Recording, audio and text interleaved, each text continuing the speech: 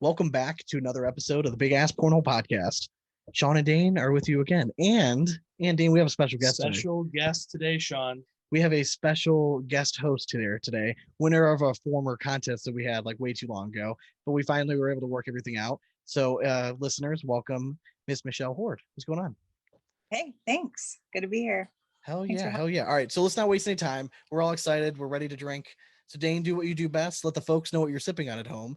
In the segment we call What You Drinking. What you drinking? There we go. Sound bites don't work on Zoom right now, apparently. So that's lovely. But Sean, I'm sipping on a new beer from Southern Tier, our favorite brewery. I mean, goddamn fantastic. 2x citrus, the fruited double IPA, 8.2%, and it is freaking lethal. Does not taste like it's 8%. What are you drinking? I'm drinking also from Southern Tier Brewery. The new release is 2x experimental. It's a West Coast style double IPA, 8.2 alcohol by volume. It's bold, it's dynamic, it's extraordinary. Stop reading off the can. I know. It was like great marketing on the can. I mean, you can't do it. Very drinkable, does not taste like it's 8.2. It's going down way too easy. It's going to be a great episode. And Michelle, you were also drinking something local, right? I am. It's local. It is Left Nut Brewery's Sweet Magnolia. We play at Left Nut. It's one of our local places that we play almost every day of the week. There's something going on there with cornhole, but it's Sweet Magnolia. It's like mango flavored. It's a lighter beer, just like great for throwing cornhole bags and crushable. Yeah, what's the percentage on that? It is 4.5. Okay. So, right. That's a great. I mean, you're in the heat, down there. So exactly. It's a brewery, a local, so it gets kind of warm sometimes in there and steamy, and from all the big bats that are going on.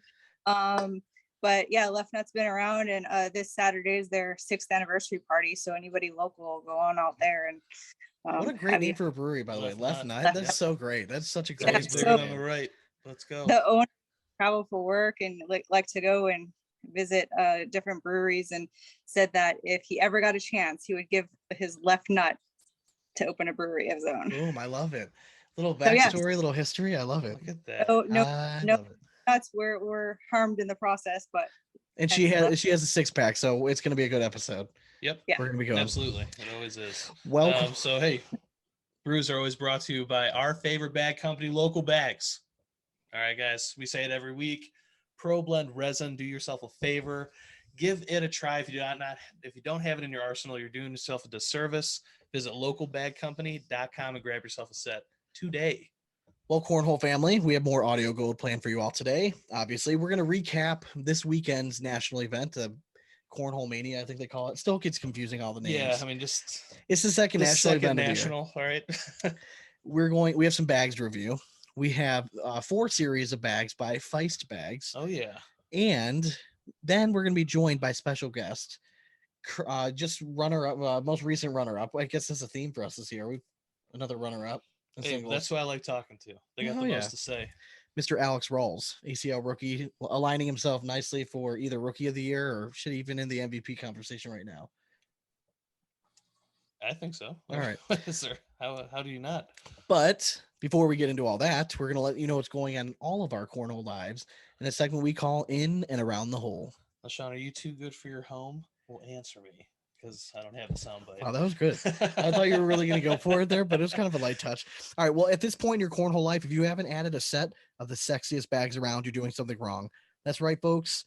Blackjack Cornhole. You get free shipping, amazing customer service.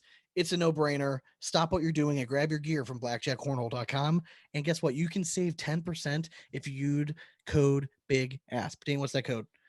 BigAsp. Saves you 10%. Go to blackjackcornhole.com. Grab your shit. And Michelle's going to bring us a little word by Airwolf Athletics. Yes. So if you want a little aloha brought over from Hawaii over to us and we look good from head to toe, go get yourself some Airwolf Athletics gear from airwolfathletics.com and use code BigAsp for 10% off your sale. And make sure you enunciate the P though. BigAsp. All right, there is a P in there. I'm just messing with you. And Brandon Thompson, hook this girl up. She is literally dripping head to toe with some athletic, Aerolf athletics gear here. Top shirt, ready to rip. Yes, that was perfect for the live read. Not even planned.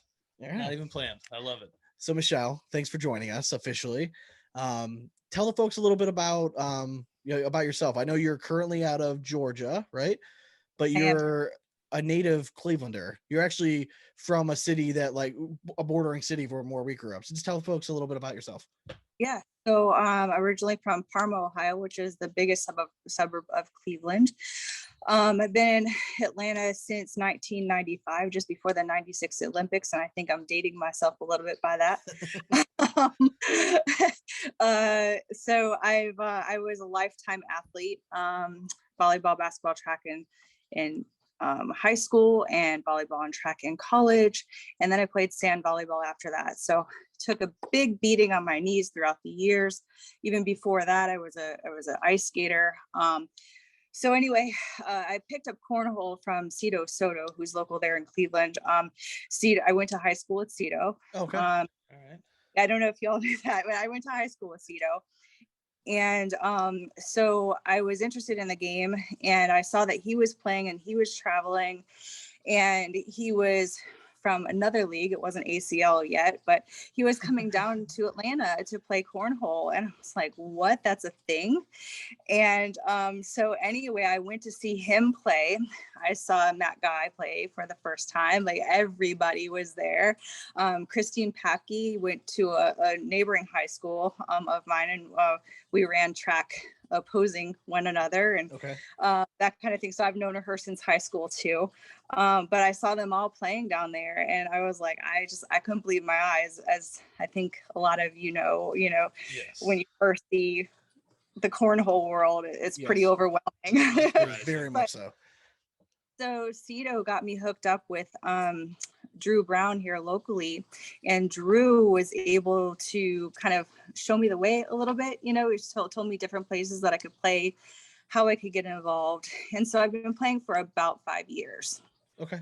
But with the toll on my knees, I think y'all might know that I went out of the game last June of 2021, and I have since had 2 knee replacements. So I am looking to come back and throw and do good things this year. So I'm ready to roll again, and I'm really excited and looking to get back out there in some big tournaments again. You are the bionic woman. Yeah. So are you officially back throwing regularly again now? I am not as regularly as I was before. I mean, it was like 5-6 days a week, right? So now like maybe 1 or 2, but I'm getting back there. I'm throwing a lot in my driveway, a lot of practice. Nice. I'm throwing pretty well. I have a completely different stance now. Before I was bow-legged and I was kind of out and dipping shoulders and everything else, and now I'm more straight. So, straight up and down and getting used to everything. So yeah. Well, you might have injured your back too, because I know at Dane's blind draw here, the first time Dane went to Flyers, you guys randomly got partnered up. We did. Was it like 2-3 years ago? Yeah, this was 2 years ago. 2 years ago, yeah. Yeah. Okay. Because I think it was like, was it pre-COVID? It might have been 3. It might have been like closer to 3, because it was pre-COVID. Yeah. It was pre-COVID, so 2019 at some point. So it's the summer before we started the podcast. Yeah, exactly. Yeah. Okay. Yeah. So it's like 2.5 years ago. Yeah. Time flies by. But you guys actually did well, right? You guys took second or something? No, we were already doing the podcast. Were we already doing the podcast? Yeah. I can't remember. Maybe it was like, I don't know, when stuff was, who knows? Time's fleeting. I know, right? seriously. You had 2 knee surgeries. I can't keep the day of the week straight, so it's all right. But we ended up we think we took second or third, one of the 2, but you were throwing some heat. We were throwing the old school Phil Pro Advantage that I had overstuffed from courtesy of Jeff Reynolds, and those things they're beasts. I still love them to this day. You and I both like throwing a low mean bag, and that one was working for you. So it was a lot of fun, but I can't wait to throw with you again. We actually got to see you back up here in Erie. No, for Cito's tournament. Oh, that's right. We were supposed to face off, and then we actually had to go. Unfortunately, well, that's your story. You were just scared, but you know. Yeah, we had to run away. We did. But next time we got you. It's all We right. do. We do. Now, Dane, I don't know if you got to throw it all, because Dane was a little bougie this past week. I'm so tan. I know, it was out in Key Largo this past week. Yeah, A little I should say vacay. my forearms are tan. Yeah, I was just saying, you're glowing. Yeah. How was the trip? Fantastic. Did you throw it all? Did you even think about a bag while you're gone? I'm not gonna lie, the first restaurant we hit up, as board? soon as we got parked and started walking, they had cornhole boards set up. So Did Amy about shit her pants? Yeah, she's like, God damn it, more cornhole. Now I will say they're only set up at about like 24 feet, I would say. But yeah, there's some guys playing, and I stepped up and maybe won back-to-back games 21-0. Okay. But they had nice bags. Okay. So like Well, I don't like they were throwing the one guy had fire assaults. Okay. The other guy had fire what's their embers. Okay. The embers. Yep. So I was throwing with the guy with the embers. Okay. And yeah, it was I mean, I don't know. They must not have known that they were too short or something, because it was killing me to start. But once I locked in, it was the easiest throwing I ever had. But yeah, that was fun. That was it. Just while you were gone, we actually had a stretch of like decent weather, like 50, 60 degrees. You're welcome. Got home. The time change is nice. It's not vibes back. Well, it's not getting it's not like dark at like 5 o'clock anymore. So I was able to stay home with Logan, my son. The daycare fucking called us last week on Monday saying like, hey, you can't bring your kid in the daycare on Tuesday. We don't have enough teachers. So I ended up calling off work, staying home. I'm gonna be home all day and the weather's decent. I'm gonna go outside, bring my kid, and just luckily for me, he enjoys like if I miss a bag, he just grabs and puts it in. So I don't get a whole lot of chance of like working on anything but just throwing. But I did get to test out a whole shit ton of bag. We have a lot of bag reviews coming up. Yes, like, we're just going over it. List. We have like 30 to 40 series of bags. We might have to start up it into like 6 sets. Yeah, we're gonna start. Yeah, we're gonna really start doubling up on some of the stuff. So, but Feist bags are up today. Through those, they're very nice. We'll bring that kind of towards the end of the episode. But what I wanted to do first was kind of recap the national event. So, Michelle, we were talking before we started recording. You got a chance to watch not necessarily the finals, but you got to watch a lot of the live stream stuff. Was there anyone in singles that you were kind of impressed with watching over the weekend? Oh gosh, put me on the spot. I mean, they all impressed me, right? I mean, listen, this year I think they said there's 25 people that averaged over a 10 PPR. 25. I mean, that's ridiculous. I mean, just how fast the game is elevated in just one year. Right. I mean, I feel like it's hopeless call. Like I've just officially given up on the fact that I'll ever be good. Because like that's astronomical for a whole tournament to average 10s. Yeah, it's insane. And I was paying attention to a lot of the first round matches, just kind of get a feel of, maybe how the board conditions were playing, how fast people were starting out. I mean, every match I saw, it was like a 10 point something to a high 9. You know what I mean? Like it was crazy how fast the skill has gone up. I mean, are you noticing in your area, are you noticing a trend, like a bag trend change at all? Like, are people starting to go to a faster bag in general, going more the bag for bag rather than trying to play a dirty game? Yes and no. So I've noticed a lot of the bags like similar to a Surefire or the Titan and Venom, because that's a similar style bag. But then I've also seen a lot of Titan Fury, which is a fast bag. That's the Ravager Fury. But Titan's here local, so kind of like you see a lot of Reynolds bags up your way. So in our case, it's a lot of Titan. So I am seeing that. The faster bag in that sense, but it all depends on boards. It really does.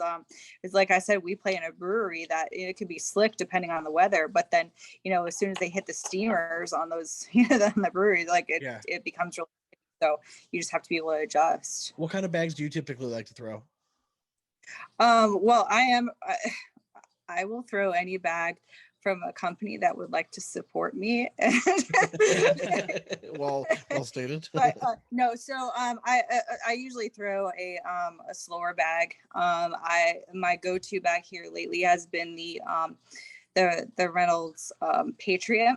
I like that bag. And then the Reynolds Typhoon. So that bag's similar to that. I kind of go to. So I like a lighter carpet. Say again. You said you're keeping your Cleveland roots. yeah, it just seems to, I have so many bags, and I love to try different bags and throw different, I'll practice with different bags. But when it comes down to it, those 2 bags have been my go-to. Did you get the Reynolds, what was that, the Liberty? Did you get the Liberty too? Mm-hmm. With the Patriot?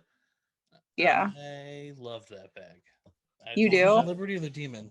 No, it was the Liberty. Okay. I told Jeff flat out that was my favorite bag that he ever made. I had to get rid of it. I couldn't get over that like parachute material. No, that was the Freedom. That was the Freedom. Yeah, no, that was a huge bust. And even he admits that was a big bust. Yeah, they don't even make that bag anymore. Yeah, the Liberty was just like the Liberty had the fast side of the Demon. It was an unstamped with this bag. carpet. Yeah, it was unstamped. Yeah. But man, it was just I did not that. Love that combo. So this past weekend, obviously the winner, right? We had Matthew Creekkiller beat Alex Rawls, who's going to be our guest here in a little bit. Who were you impressed with? Man, shed some light. Listen, first of all, if I'm going to throw a name onto anyone, a kid that I didn't really know what to expect. I knew he had high expectations coming from the Northeast. We've heard this before, where guys from the Northeast get really excited about a player. Yeah. Jacob Trzynski, is he what we thought Tony Smith was going to be? 100%, yeah. He's exactly what we thought we were going to see out of Tony Smith last year. This happening right now. This kid he's fun to watch. So he's like a more positive Jordan Power a little bit. Yeah. They're both animated. Power tends to be a little bit more like mean mugging. Trzynski just looks like he's genuinely just like happy to play, like he's having fun. And the kid plays a phenomenal game, man. Like he can cut the bag right up there. I mean, he throws a very angled bag for a cut shot. Really does a nice job getting around. He really impressed me. He ended up winning his bracket. He tied for 3rd place. Listen, he lost to Creekkiller. I don't think anybody at that time was beating Creekkiller. He kind of locked in. The same could be said for Rawls, though, on the way to the finals. Correct. So I thought going into after day 1 of singles and then through doubles, I said that through the weekend before the main broadcast court, I thought there's 2 guys that I thought were throwing amazing. I thought that Alex Rawls was right up there throwing obviously lights out. And I thought the other one was Jamie Graham. Jamie Graham looked like the Jamie Graham from 2 years ago, the one that we've been kind of waiting to see bust out again. I think he made the wrong bag choice. He was throwing Vengeance. He typically throws Incinerator, but he was throwing Vengeance all day. But then the board in the bracket final tacked up big time, and Alex Rawls just made him pay for it. Alex Rawls came from the losers bracket, double dip Jamie Graham. If you were a cornhole fan and you just enjoy watching good matches, the best match I watched all weekend was the bracket. It's for the king seat match between Jamie Graham and Alex Rawls. Jamie Graham won that match. It was back and forth, crazy fucking shots. Alex Rawls hitting airmails, Jamie Graham rolling bags. I mean, this match lasted, I think, like 55 minutes or something. It was one of those matches that my wife was getting pissed. She's like, "What are you?" I'm like, just let me watch. I need to watch this. Like, I'm locked in. Like, I wasn't going anywhere. Like, that was to me the best match of the entire weekend. Michelle, did you happen to catch that match at all? I did not. No. So if you can go find it on Facebook on I can't remember whatever bracket they were. I think it was bracket C. If you go and watch bracket C, find that broadcast, go and watch it. It was an incredible match. And then you see, kudos to Alex Rawls. You lose a heartbreaker, you lose a king seat. He comes battles through, and then who does he have to fucking face? He has to face Josh Holland. Yeah, I'm sorry, that was bracket. Was it bracket A? No, I'm sorry. I'm missing up. Alex Rawls had to face. I'm trying to remember who was in the semifinals. The finals of the losers bracket. I'm blanking out. But anyways, he makes his way back, faces Jamie Graham, and double dips him. Takes him out for ice cream, 2 scoops. Thank you very much. And made him look like that was the first time all weekend I thought Jamie Graham looked shit. But then he turned around, put Incinerator back in hand, and then doubles. Obviously, the rest was history. Yeah. So I thought Jamie Graham, Alex Trzynski, Rawls was super impressive. Obviously, Matthew Creekkiller. Holy shit. If this kid had a personality, man, they would have a marketing dream, because I think that this kid is here to stay. I think he's going to be a nightmare for a long time, because he plays a dirty game, but he can still throw a high PPR. He only uses the roll and the block when he has to. Yeah, like he does absolutely. it when it's the He can smart go play. bag for bag with the best of them. But He seems like he has a very high like a kind of like an IQ, similar to like a Jamie Graham. I think he has a high IQ when he's playing as well. Have you paid attention at all to Mark Richards? Yeah, I mean, I have. What are your thoughts? Dude, man, the guy just puts bags in the hole and doesn't stop. He pours them in. He is for a rookie. I mean, there was more times, especially, and we'll get to him more in the doubles, but even in singles, when this guy needed to put a bag in the hole, he just did it. Yeah, I and mean, it's nothing flashy. He doesn't roll a bag. He hits timely air mails. He just can go bag for bag with everyone. We kept waiting, right? Like, so you hear like these new names, right? Mark Richards kind of came out of nowhere, like a little bit, right? Kind of burst onto the scene, and you kind of wait for somebody like that to fall off a little bit. This dude just keeps answering the call every fucking tournament. Now, he didn't win his bracket this time. He's still tied for fifth. I mean, he still took second. yeah. I mean, that's just nasty, nasty stuff. So I was super impressed with him. And to go back to your earlier point, I just looked up the Yeah, bracket. who was it? So to get back from the losers bracket, he had to face Jackson Gore. That's right. Coming Okay. off of a hot win over Yep. Hicks, and he beat him 21-0. Okay. Yeah. I mean, shout out, first of all, happy birthday to the Gore, the twin terrors. Absolutely, yeah. Aren't they're teens now, right? I think Jackson Gore right now is a PDC player. I want to say is he top 10 right now in standings? I'm gonna look at that. Who are some of like the players that you're fans of that you enjoy watching, like when you go to the live stream? Like, is there anyone that you tend to like gravitate towards? Yeah, you like their style of game, or you like their throw? Yeah, like, so I like watching Megan Maupin because I kind of have a similar, a similar style in a way. Does she throw the hardest bag in the ACL? Probably. Yeah. So crazy. Like watching her. I mean, everybody always likes to watch Cheyenne, right? I mean, that just, I just don't know how somebody can be so consistent all the time. Like, she's awesome, amazing. I like all my local players. I like Drew Brown, Glenn Gundle, we call him Bones. Yep.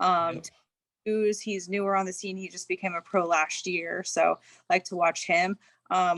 There's another guy we need to have on your radar is Jason Frady. He's not a pro yet, but I think this year could be his year. He's winning a lot of things locally. So like whenever live feeds come up, I'm watching him. Like he's done really good here lately. But other than that, like, all the classic, like Matt Guy, Oh yeah. That's, I mean. So as a cornhole fan, like, so you've been in the game for 5 years, and I think like in the grand scheme of things, that's kind of a long time, right? I mean, like if you think about it, with how new the sport is. Been in it, so. Yeah. Do you enjoy watching like a Matt Guy style of game, like where they're just going to go bag for bag? Like if it's going to go like 35 plus rounds, do you enjoy that, or do you prefer watching like more like the muddy style game? Well, a little bit of both, because I learned from both, right? So, and if there is mud, you need to have somebody like a Matt Guy that can get around anything and get over everything, and Correct. that kind of. But like Jamie Graham, I mean, he can have either way. You can have an open board, or he can push, he can roll, he can, anything like that. So that's a great person to watch. Trying to think of like other players, it's just like drawing a blank, but I need to do my homework on some of the newer players that you were just mentioning. Right. I'm gonna mention some people in singles that impressed me. Go ahead, please. Honestly, you mentioned Mark Richards. Yeah. Kyle Malone, dude, the kid is having a season right now, and people better recognize that he, to me right now, I mean, he's definitely an MVP candidate. I'm kicking myself because when we did our little shout out to Shuck It or Chuck It, our DraftKings podcast. Yeah. There were two people I was going back and forth with who had a plus 9,000 line. It was Bernasette and it was Malone. Yeah. I ended up going Bernasette just because like he had just come off of the exactly, yeah, he had the West and Georgia he had just won that tournament the year before. But like I should have gone. You got to remember hot hand, and Kyle Malone just seems to be somebody, again, he doesn't get enough credit in singles. He's a sneaky good. He hasn't been there yet. Yeah, but he's seems like he's always has the opportunity to knock on the door, and he typically pulls. He tends to win really tough matchups. Yeah, he really does. you can never sleep on Steven Bernasek. Like, No, you can't. never. You can't. And if I were to do, I would choose Bernasek. yeah, and listen, hindsight's always 20/20, right? Yeah. So I always kick myself, but it was just one of those things that, like, I wish I would have added him in as like a little caveat, like a little like or Kyle Malone. You know what I mean? Because I did like him, and if we were allowed to bet, I would have thrown some money on him as well. Yeah. So And then, honestly, we mentioned Trzynski's performance, Mhm. but I mean, the guy who we thought was going to be there, Tony Smith, he put on a good. he did. I was happy to see. performance. Listen, there was a point in watching him. Did you catch any of his I matches? did, yeah. There was a throwing well, point in man. time where he was averaging like above a 10. Like I was watching, Yeah, really which trying for to him is like insane. I wanted to see some of his, because I've heard that like this kid can go back for back with anybody if he really wanted to. So it's kind of paying attention. There was a point in that, like watching him win 2 or 3 matches, where I really thought like, all right, this is the Tony Smith we've been waiting for. He's going to make a run and win the bracket. It didn't work out that way, but I was happy to see him take that step forward. I mean, it was nice to kind of see it. I don't want him to lose early again. And then finally, if anyone has the chance to go into like the results, look at the nugget between like 17th and 21st. All of those names, I mean, they were all like one win from potentially going the distance in this thing, and I'm impressed with every one of them. Specifically, Noah Almanza. The kid's still just throwing heat. And then lastly, it looks like Adam Hissner's coming around and starting to throw some really good bags again. So. Well, speaking of Hissner, it's so Cody Henderson obviously had a ridiculously hard draw the first national. Yeah. It was a higher seed this time. Did what he thought. I thought matchup. Listen, hats off to Doug Zaft who beat him handedly. Yeah. I thought that if Cody Henderson won the matchup against Doug Zaft, he was going to be in the driver's seat. I really thought that then he's going to roll. He made a little bit of noise through the losers bracket, but if you ask Cody, he's not going to be happy with it. It's weird for me not to see Hissner or Henderson like in the top 10. I think they're realizing that in order to be there right now, you might have to put in the work. Is it change? Listen, this is for anybody here. Is it changing of the guard? Absolutely. I mean, do we need to aside from like obviously the usual like Matt guy, Jamie Graham and stuff. I mean, Jamie Graham's. But that's what I'm saying though. Like, look at Hissner Henderson was that usual. Like the top 4 finishers are all rookies. Yeah, I love it. Yeah, I mean, so to me, that's like that says it all right there. That the changing makes of the guard it exciting. is happening before our eyes. Listen, none of the 4 repeated in singles. I love it. Yeah. None of the doubles teams repeated. Love it. Oh no, I'm sorry. Rawls and Burchfield repeated. Yeah, but like you gotta love that. Yeah, I mean that's what we're expecting, and that's why. I mean, betting on cornhole is going to be tough. It's going to be tough for a long time. Go ahead, please. He did get barn built, and he's gonna practice more and get out there again. So absolutely. Yeah. Listen, I think Cody Henderson's going to make noise. I think he's going to be fine. Yeah. I'm not worried about Cody. I know what he's dealing with at work and stuff. It's not easy. So, once that settles up, I think he'll get back to form. But I mean, he's still shooting great, even though he's not putting in the time that all these other guys are. So I'm going to throw out a name to you guys. Another name that I was impressed with. We've talked about him a bunch on the show. He actually was talking not shit, but he said he commented on one of our posts that he likes seeing my previews so he can constantly prove my bracket wrong. Yeah. I haven't picked him to win it yet because he hasn't proven it yet. I think the next one, he's shown me enough that he has the ability to be a top 5 player in the world, is Jimmy Humans. Will we see Jimmy Humans on a broadcast this year in either single or doubles? What's your gut saying? 100%. Okay. Yeah. He just needs the right draw and he'll do it. Michelle, what do you think? Yeah, I agree. Okay. I'm like 50-50. I want to say yes. I love Jimmy Humans. I love watching him throw. Watching him beat Matt Guy started to convince me a little bit that he has that game. Yeah. I was a little disappointed. Like, obviously you beat Matt Guy, right? That's like most people's Super Bowl, especially in the fashion that he did with the big crowd and he's all hyped up. He had a little bit of a letdown versus Josh Holland. You're due for a letdown game after now, you beat the GOAT. Listen, there's not many worse scenarios. Can I have one? Thank you very much. You want that one? Yeah, please. There's not many, like a harder matchup you can have than going from Matt Guy to Josh Holland. I mean, that's like nightmare scenario for most players right there. Yes, absolutely. All right, so let's go ahead. Let's move on to doubles. For doubles, there's not a whole lot to say. I mean, no surprise in the victors. Matt Guy, Jamie Graham. If they play how they did, they're going to run through the shit. They're going to be doubles team of the year. I just would really the wild card is, and is Jamie Graham. Like if Jamie Graham is back to old form, yeah, it's done. Like it's just it's so weird to say that because he's still been throwing well. Oh yeah, I mean it's Matt Guy. Now I know you guys didn't get a chance to watch the finals. Matt Guy in the finals for double was the worst player on the court. That's saying something. Mm-hmm. I mean and they still won handedly. You know what I mean? Yeah. Listen, I was happy to see Richards and Lopez make the final. Heck yeah, dude. Listen, at plus 7,500, we were pushing that line hard last time. Yeah. I was very happy they made the run. Love seeing Devin Harbaugh and Derek King. Seeing it. Derek King is good for the sport. We want to see everyone loves a good comeback story. Yeah, there'd be no better comeback story for Devin Harbaugh and Derek King to make a run and make the broadcast. And guess what? It happened. It just makes for good stuff. And then you have Trey Burchfield and Alex Rawls, the only team to repeat on the broadcast in doubles. I'm going to be interested. I'm going to ask Rawls. He might not like the question, but are the lights a little bit too bright? He's been on the broadcast court 3 times now. Hasn't looked his best. Now, I know the broadcast courts were playing a little faster and bag change, blah, blah, blah. The other team still was able to put more bags in the hole. And you were coming off playing outstanding. Where's that factoring in a little bit? But Birchfield and Rawls, clearly a top 3 team right now. Yeah.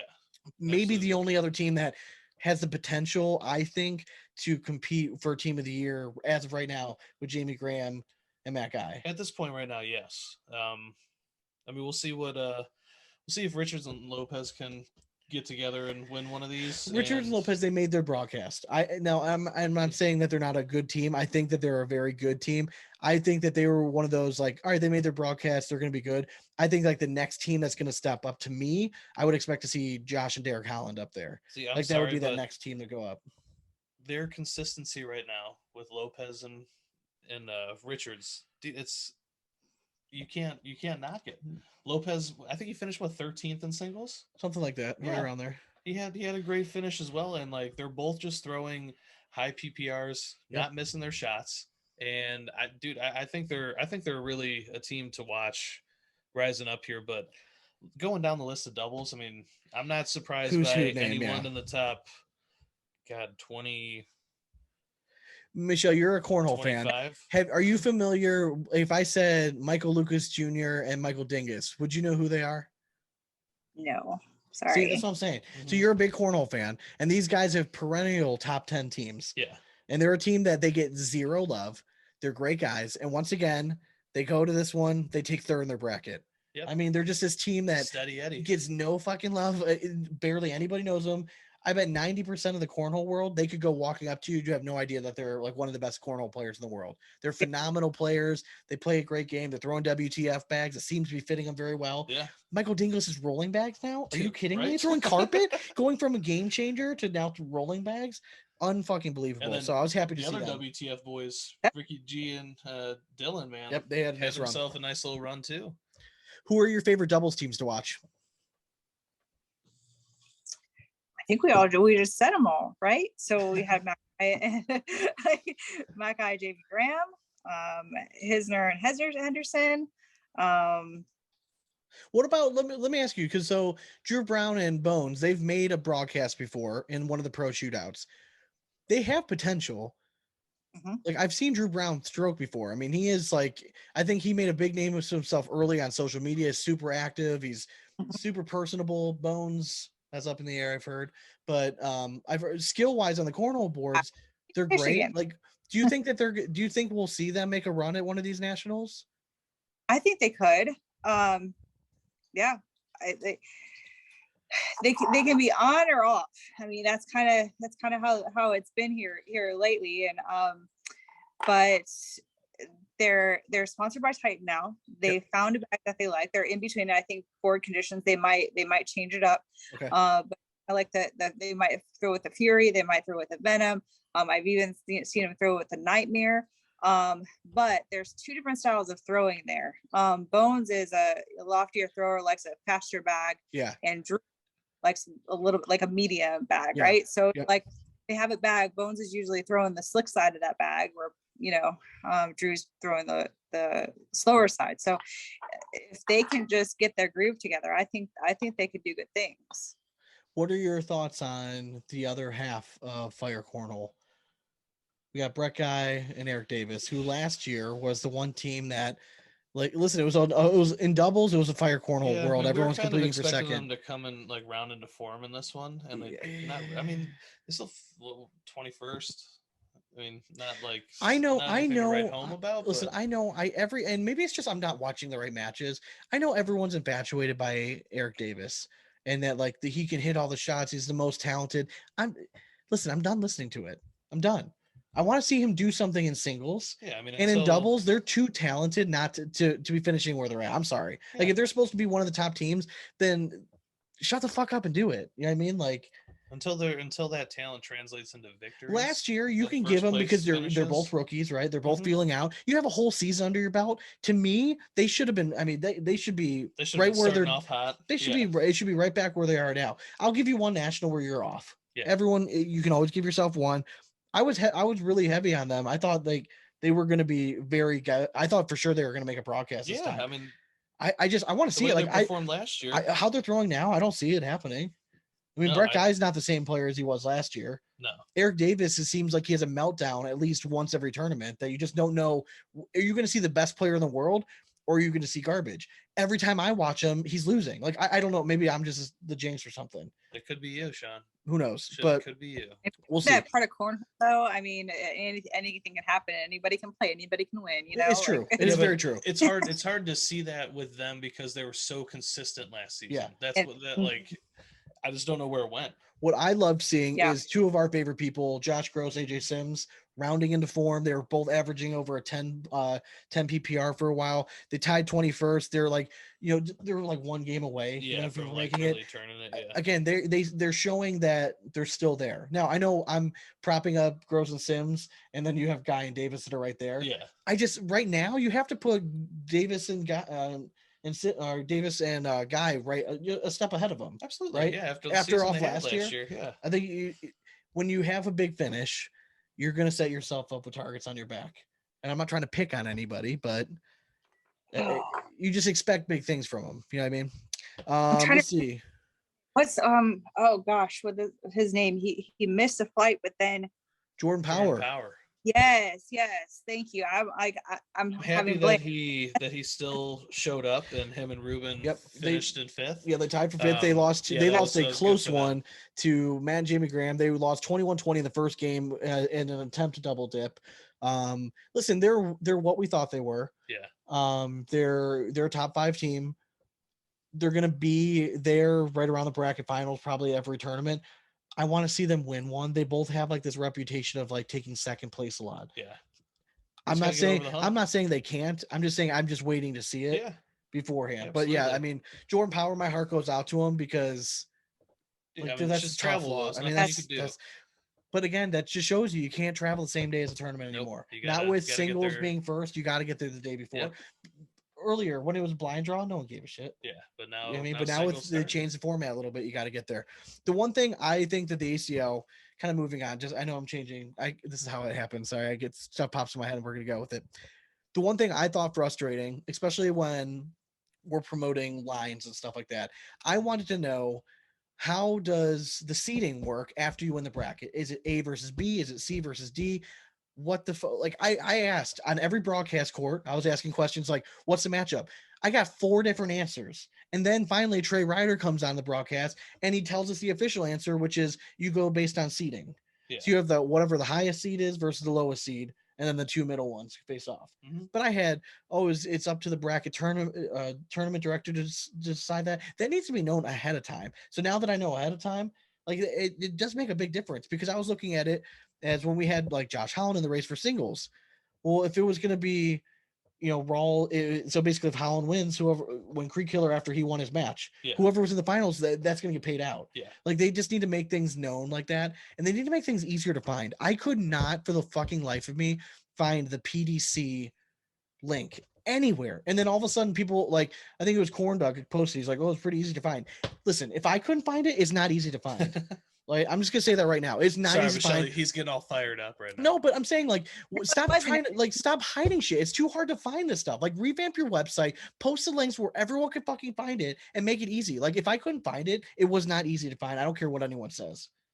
there's a whole list of all the different brackets, and it wasn't on there yet. I'm seeing like all of these live feeds from everybody, a bunch of live feeds. So I knew that why post the page where you have the PDC link and then the link there is not even live and you have a separate link. It makes zero sense. Just make it all convenient for us. That's all I'm asking. It's not too much to ask for. We want to watch your product. We want to keep up. We're nerds. We want to know this stuff, but I can't keep up with it if I have to keep screenshotting when Mark Pryor pulls it up once every 35 minutes. Yeah. And I will say, I'm wearing their hat today because I'm not trying to give them a hard time. The Ultra Court, not great live feeds. They were really struggling. It's a little dry. No, not even that, but it was like technology issues and like half the time the board was up. There was no commentary.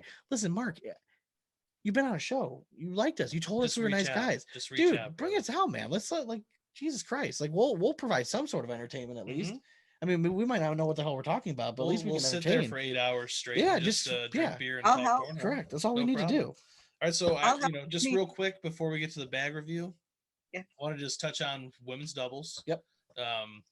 So obviously we had Cassidy Renner take it down again. I mean, basically this is a tournament for Cheyenne Renner and Sarah Cassidy. I mean, it seems like it. It's I mean, it's an extra payday for it's an extra Renner. payday. Now granted they only took home it was $800, but still, yeah, I mean, still it's cash. More than facing Bella and Belvin, which a team that I love to see make that run. Do you get to see Bella at all out there in Georgia? I mean, she travels all over the place. I've never seen her locally. No. Never seen her? No. Okay. Locally, yeah. Yeah, she throws a mean bag with them. Tournaments, but not here in Georgia. Okay. No. Yeah, and then I mean to round out the top 4 teams, I mean you had Kaylee Hunter and Maupin, and then Lori Duell and Connie Altice. To me, those are the top 4 teams in my mind. I mean, the only other one that might sneak in there would be like Finley Martinez, I think. And, I think Finley and I mean, Streaker. That's probably the top 6 in my mind. But it doesn't surprise me that those 4 made it. I'm just waiting for Connie Altice. Do you know her at all? Yeah, I don't know her. Of her, yeah. I'm just waiting for her to make a run. Like, well, they took second in the first national, right? Yeah. I'm just to make a run. I think that they took second in the first one. But I mean like her in singles. I'm waiting for her to make a run. But fun fact, Sarah Cassidy was the highest ranked female of this last season. Tied 11th. Oh, she was 11th in her bracket, I think. Yeah, and then Renner was like 13th, I think, in her bracket. Yeah. So overall, nice stuff. Okay, so we're gonna move on to the bag review. Okay, the moment that people are waiting for. Okay, you feel it now. Michelle, you're our guest. I'm gonna leave it up to you. Do you want us to start? Do you want to start with your bag review? You tell me. Go ahead. All right. I'm gonna start off with. Let's do the aftermath. All right, Michelle, I want you to tell us if you see this pop up for us. All right, we're gonna try to pop this on. Try something fancy here. Oh, do you see it? Go. I say that's a yes. Okay. All right. So the aftermath from Feist. This is I'm going to call it kind of a control bag. So the first bag that kind of comes to mind a little bit is like a BG Assassin, right? So you have this linen side, slow side material, which we know, again, if you've listened to the show before, linen material, you have to think variable speeds, right? So linen in high humidity is going to slow way down. So the slow side of this material can really go anywhere from like a 4.5 to like a 7, just depending on board conditions. Very variable, but linen it plays nice. You know, if you can throw a flat bag, it slides well. It's super hole forgiving. And then on the slick side, they paired it with a Viper slick side.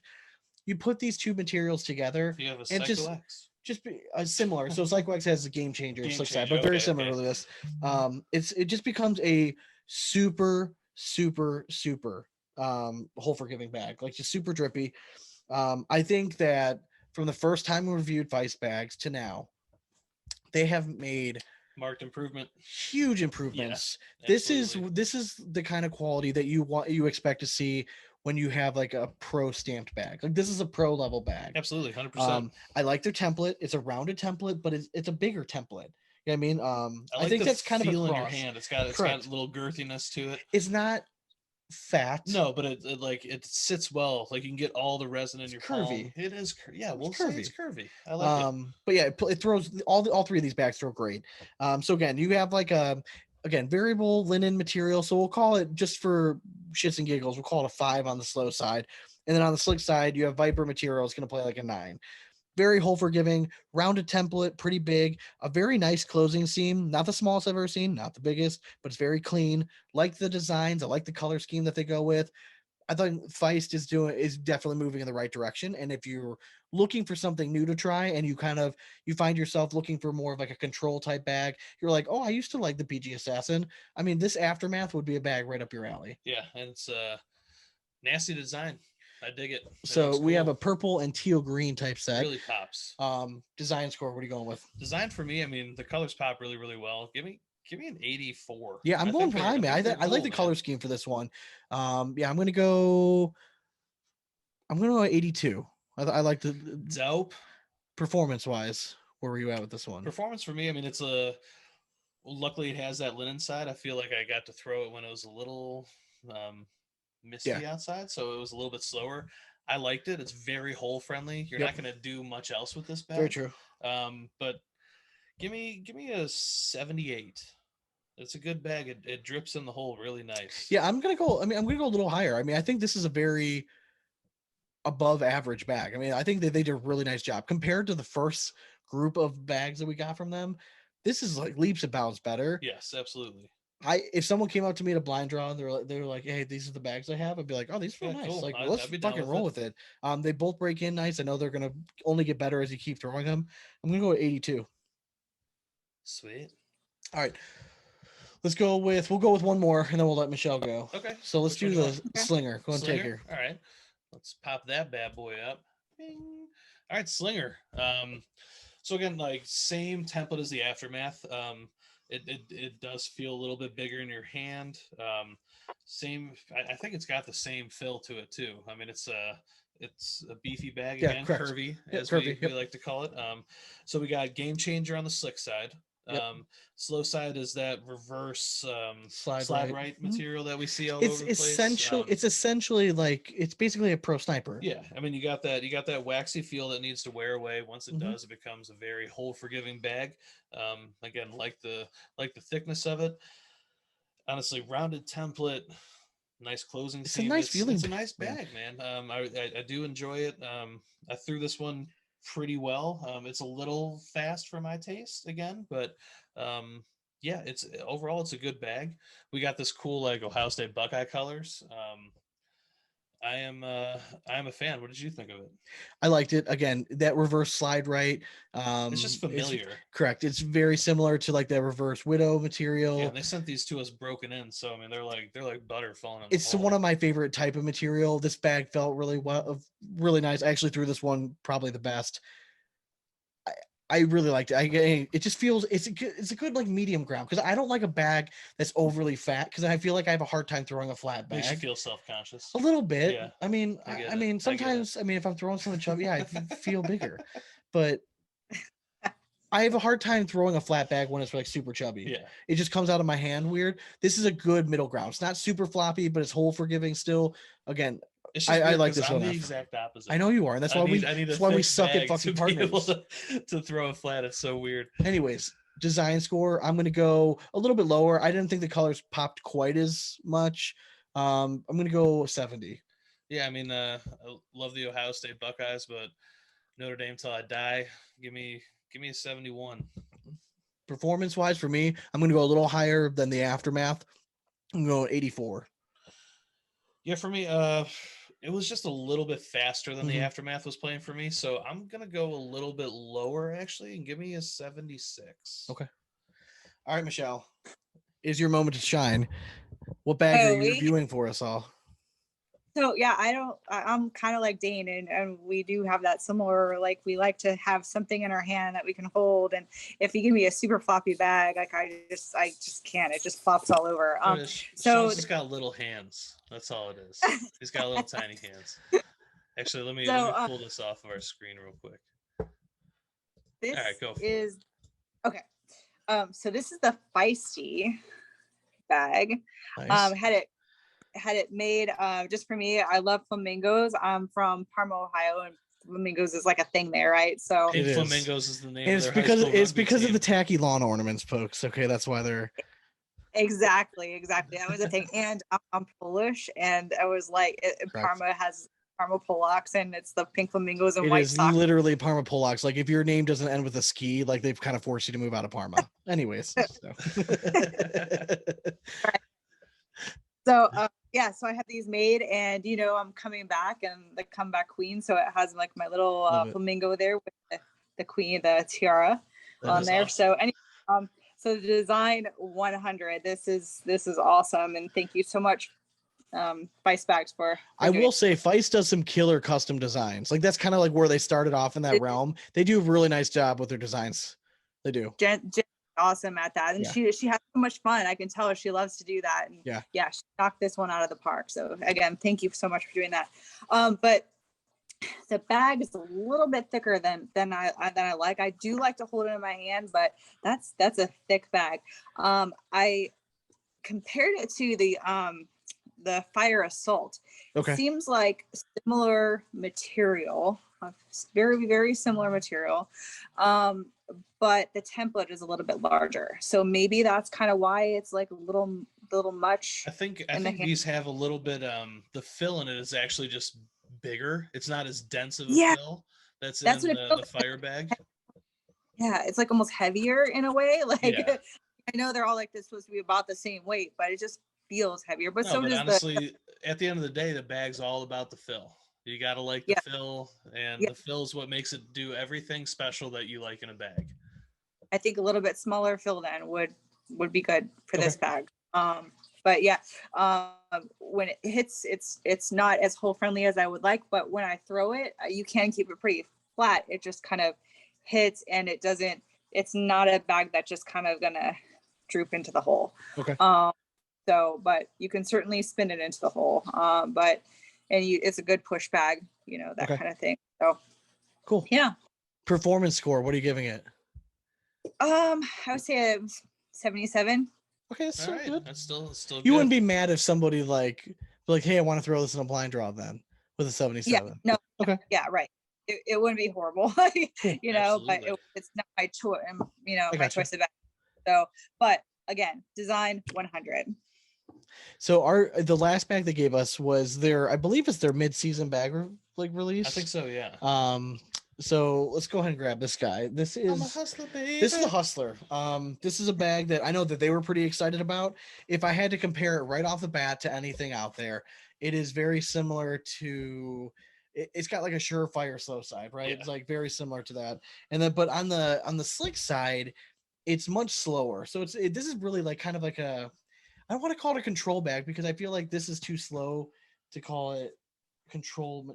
I mean, how would you characterize it? It's still a control bag without being a carpet bag, where there's not much of a difference between the fast and slow.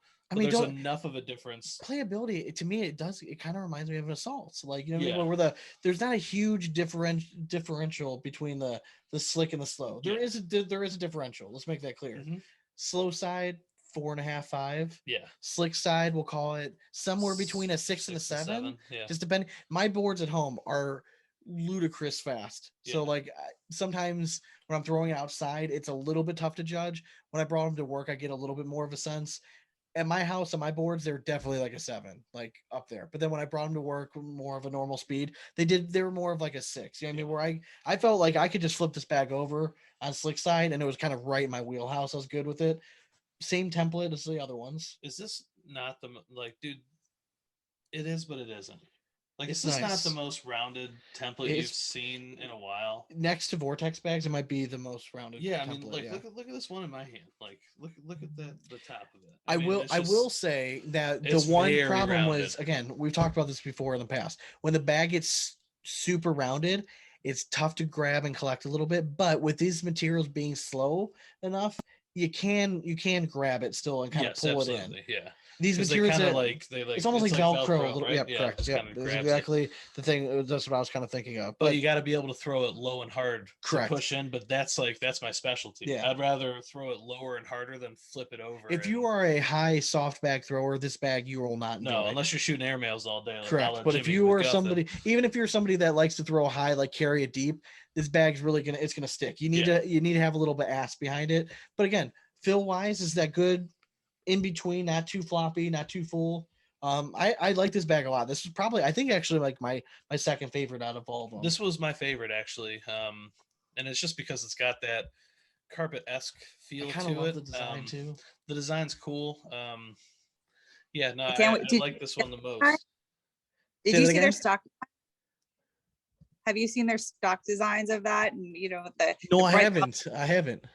No, so they have bright colors and they have it's mostly like the hustler with the stripper pole, and you can have a Ooh. male stripper or you can have a female stripper. I like that. I would like a flamingo stripper. There you go. All right. This is actually the Casey Feist, the maker of the bag, sent us his personal set. He's like, listen, I'm going to set you in like the set that I want to be reviewed. He's like, this is what this bag can turn into at its highest performance. Well done. Yeah, I applaud him for that. I've sent them a message before we reviewed these bags, just tipping my cap, being like, listen, this is what we want to see. When you first sent us bags, are you getting better? Yeah. Across the entire lineup, all four Hands of down. these, they made positive changes. Mhm. I have nothing but good things to say. If you've never tried a Feist bag before, they have something in this lineup for everybody, which I think is a smart move to make. Yeah, 100%. You Design gotta score. get all the way up, but design score for me, it's a little dark, but it does it works though. I think it's cool. Give me an 80. Takes such a great picture though. It really does. Yeah, it's Put a cool. little flash on it. Excuse me. I'm gonna go 85. Jesus, hack right into the mic. Sorry. For it came out of nowhere. I'm Cripes. gonna go 85 on it. Performance out. for me is right in between the other ones. So I'm going to 81. Okay, yeah. All of them are like a tight grouping. Like I really like them all. For me, I'm gonna put this one in an 84. I liked it that much more than the rest, and Michelle, honestly, I think you're gonna like that bag. Once you get it in your hands. I can't wait to throw it. That'll be awesome. But you guys do need to see their other designs though, because I agree that one looked dark, the one that they sent you, but like they go to their Facebook page and you'll see like the recent post from this weekend, and they had them like all laid out too. They're like some really great, not just in the show notes. I'll share their Facebook page just so you can kind of go. Yeah. I think that's where they take all their orders from. But this bag review was brought to you by Bagsboard, the maker of the original cornhole bag backpack, now offering you a build your own feature that has over 10,000 combinations to choose from. Need patches to go on that sweet ass bag? Bagsboard has some of the best around, so visit bagsboard.com and grab yours today. Dane, since we don't have a rap horn, bow, bow, bow, bow. Thanks, there you Dan. go. All right.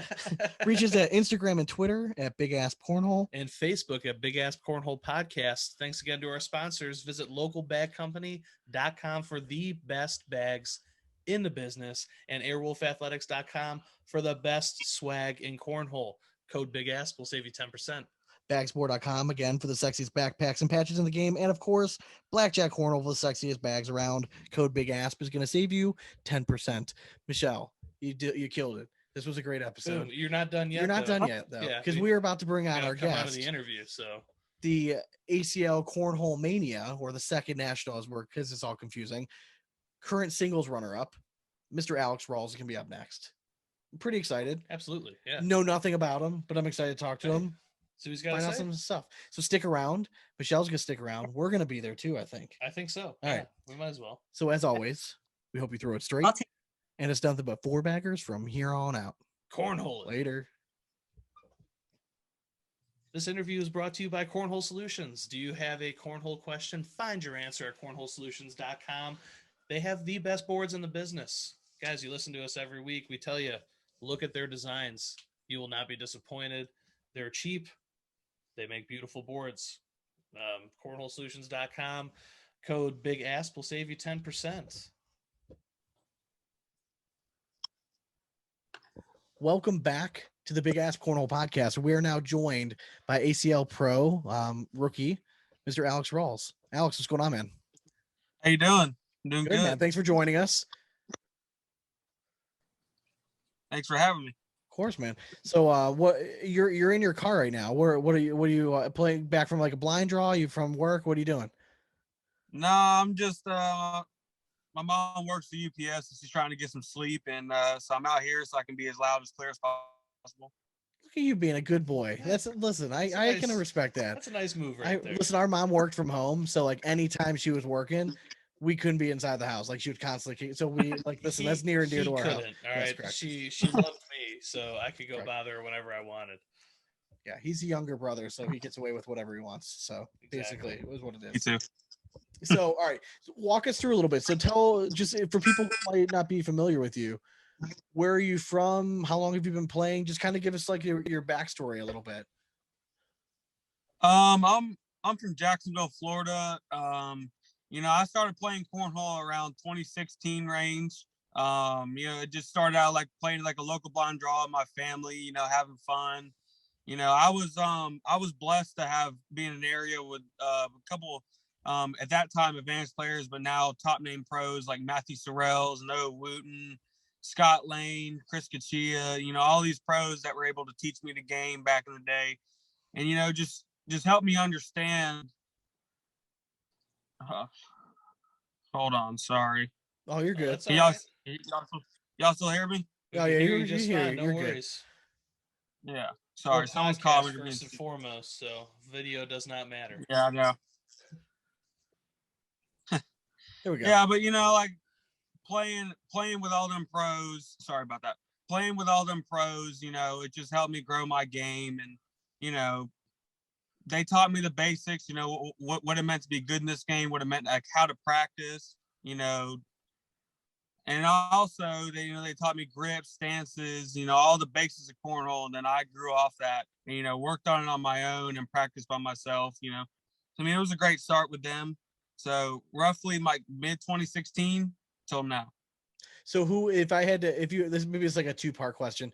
If there was one pro that kind of took you under their wing more so than the others, and then the other part of that is, was there one pro that you always kind of like you had like a local rivalry with? It was somebody that like it took you the longest time to kind of get past them and beat them. It's Matthew Sorrells. Matthew Sorrells is we're friends now, but we've always been friends, but we live probably 20 minutes from each other, 15 minutes, and we practice all the time.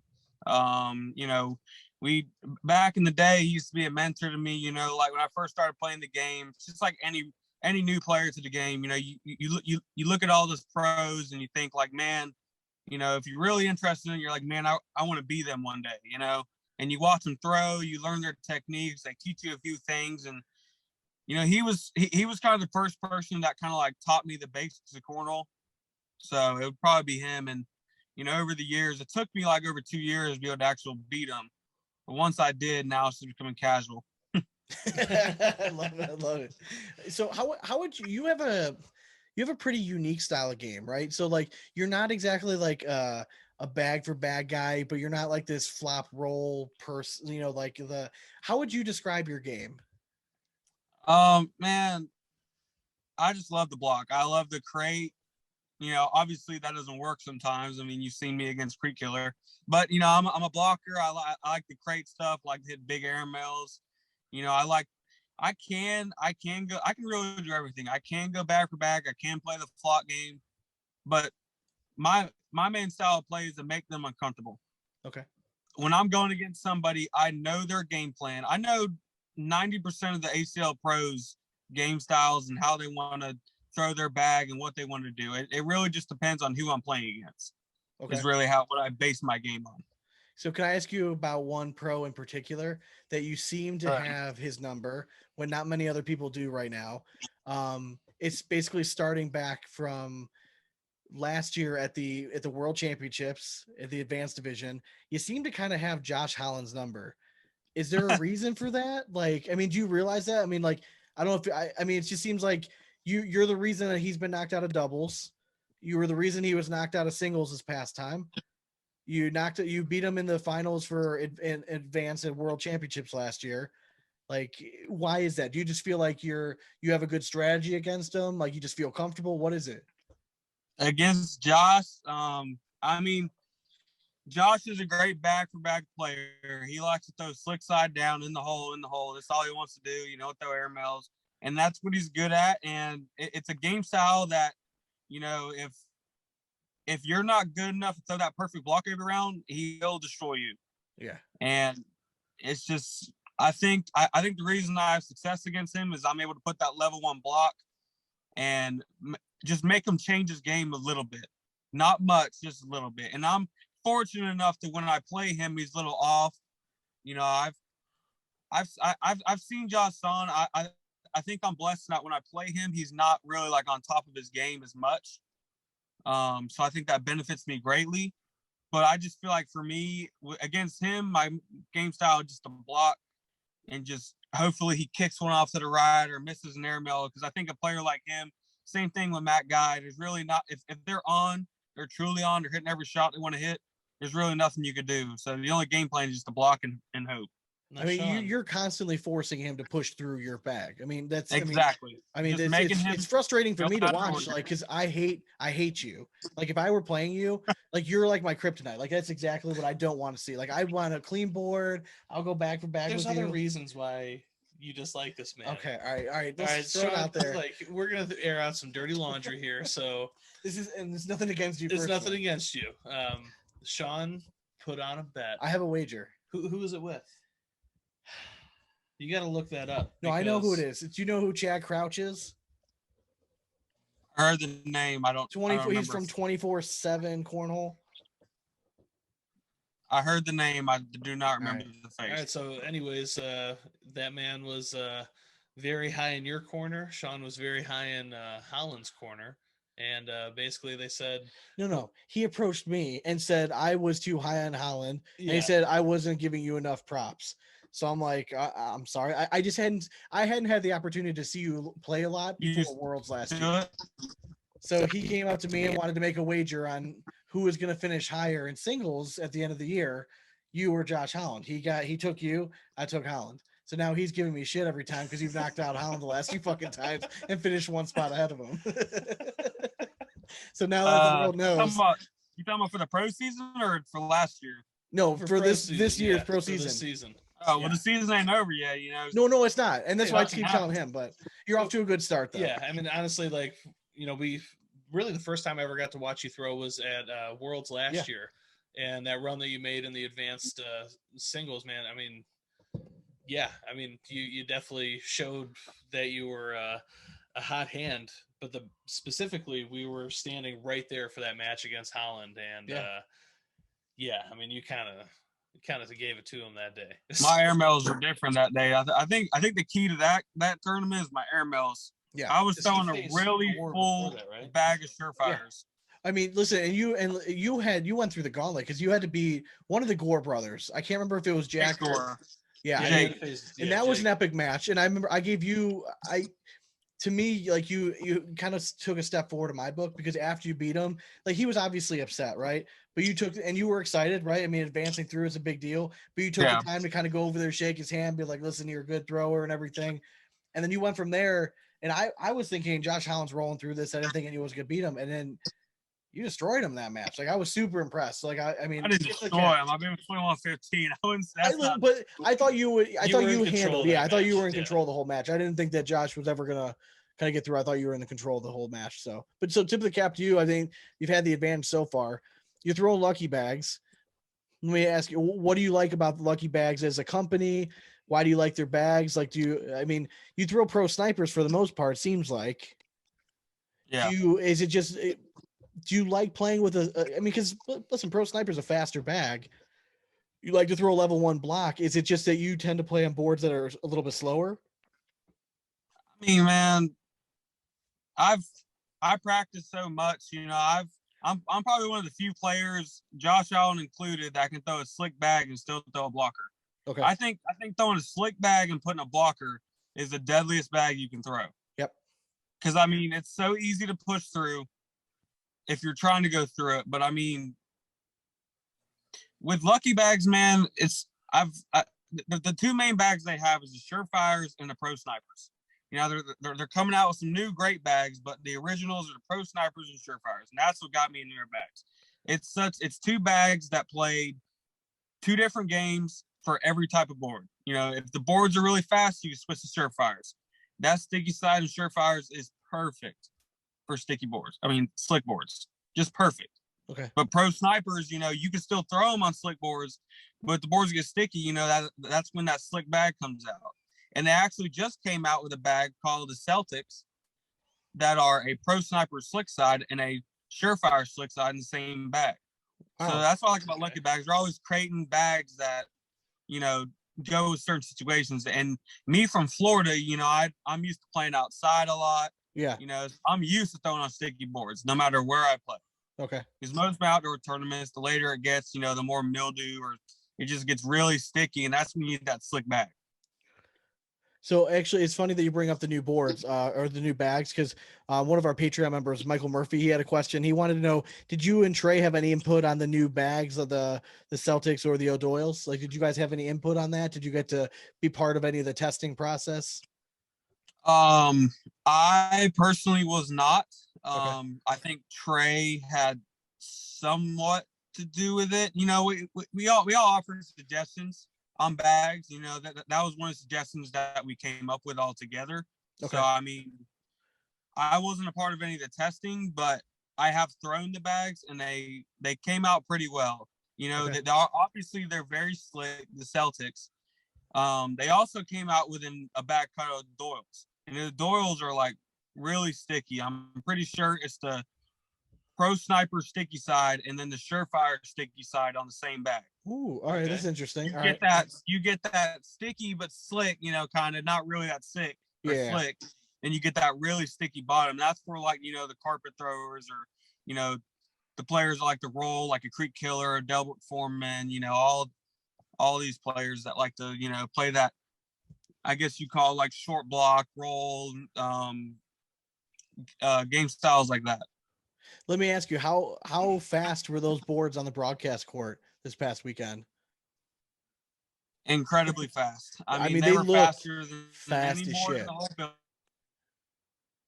Fast. I mean, it was, and it did not help that we were throwing newer Pro Snipers. The newer the bag is, the faster they are. So, like, if you have a